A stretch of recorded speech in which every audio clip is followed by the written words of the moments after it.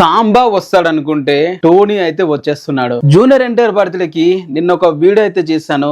Special show అయితే ఉండబోతున్నాయి అని. సాంబా లేకుంటే ఊసరవెల్లి ఉంటదని చెప్పి అయితే అన్నాను. సో ఈ రోజు వచ్చేసి అయితే ఊసరవెల్లి అయితే కన్ఫర్మ్ అయితే చేశారు.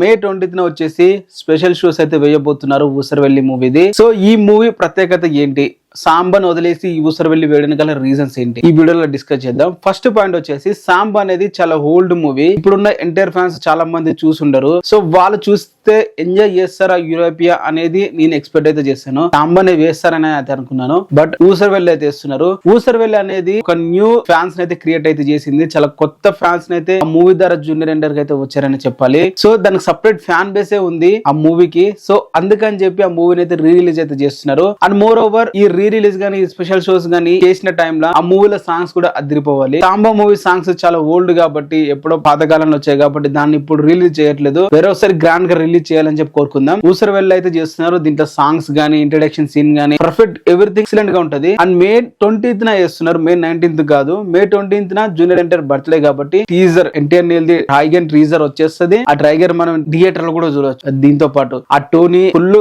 గ్రే షేడ్స్ ఉంటాయి. అలాగే ఇప్పుడు ఈ డ్రాగన్ టీజర్ కూడా అదే విధంగా ఉండబోతుంది. సో ఎక్సలెంట్ గా మనం అయితే ఎంజాయ్ అయితే చేయవచ్చు అని చెప్పి అయితే నేను అనుకుంటున్నాను. మరి మీరు ఎంతమంది మూవీ గురించి ఎదురు చూస్తున్నారు కింద కామెంట్ చేయండి.